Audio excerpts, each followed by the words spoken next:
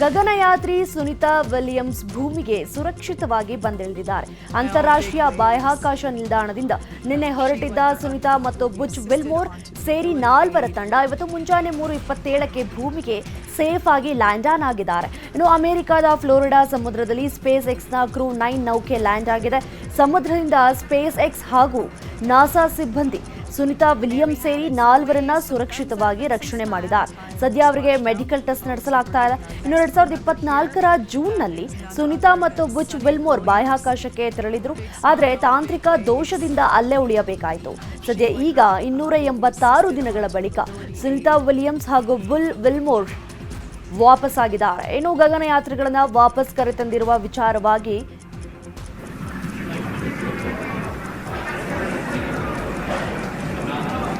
There we have it, some waves, some thumbs up, and some smile. Time splashdown. Oh, it looks like we're getting our next crew member here. That is none other than Sunny Williams.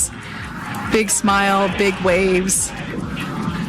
She, like her, will be assisted onto the mobility aid.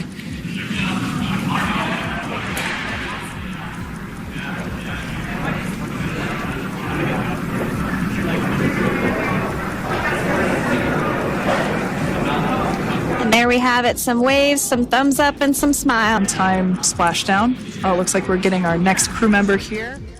ಇನ್ನು ಗಗನಯಾತ್ರಿಗಳನ್ನ ವಾಪಸ್ ಕರೆತಂದಿರುವ ವಿಚಾರವಾಗಿ ಶ್ವೇತ ಭವನದ ಅಧಿಕೃತ X ಖಾತೆಯಲ್ಲಿ post ಮಾಡಲಾಗಿದ್ದು, ಬಾಹ್ಯಾಕಾಶದಲ್ಲಿ ಸಿಲುಕಿದ್ದವರನ್ನ ಕರೆತರ್ತೇವೆ ಅಂತ ಅಧ್ಯಕ್ಷ ಟ್ರಂಪ್ ವಾಗ್ದಾನವನ್ನ ಮಾಡಿದ್ರು. ನೀಡಿದಂತಹ ಭರವಸೆಯನ್ನ ಈಡೇರಿಸಿದ್ದೇವೆ. ಸುರಕ್ಷಿತವಾಗಿ ಗಗನಯಾತ್ರಿಗಳನ್ನ ಕರೆತಂದ ಸ್ಪೇಸ್ ಎಕ್ಸ್, ನಾಸಾ ಹಾಗೂ ಎಲಾನ್ ಮಸ್ಕ್ಗೆ ದೇಶದ ಪರವಾಗಿ ಅಭಿನಂದನೆಗಳು ಅಂತ ಪೋಸ್ಟ್ ಮಾಡಲಾಗಿದೆ. That is none other than Sunny Williams. Big smile. Florida ಸಮುದ್ರದಲ್ಲಿ SpaceX Dragon spacecraft ನೌಕೆ ಲ್ಯಾಂಡ್ ಆಗಿದೆ.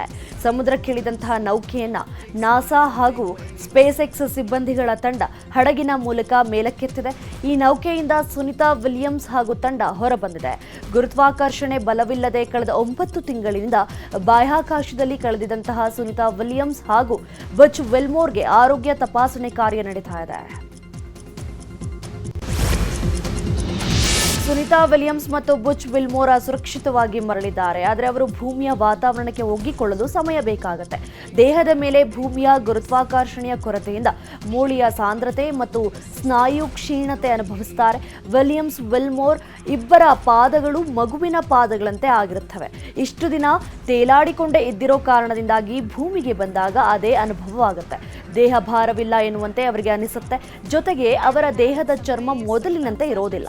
ಅದು ಸಹಜ ಸ್ಥಿತಿಗೆ ಬರಬೇಕು ಅಂದ್ರೆ ಸಮಯ ತೆಗೆದುಕೊಳ್ಳುತ್ತೆ. ಅನೇಕ ಸವಾಲುಗಳನ್ನು ದಾಟಿ ಸುನಿತಾ ವಿಲಿಯಮ್ಸ್ ಭೂಮಿಗೆ ಬಂದಿಳಿದಿದ್ದಾರೆ.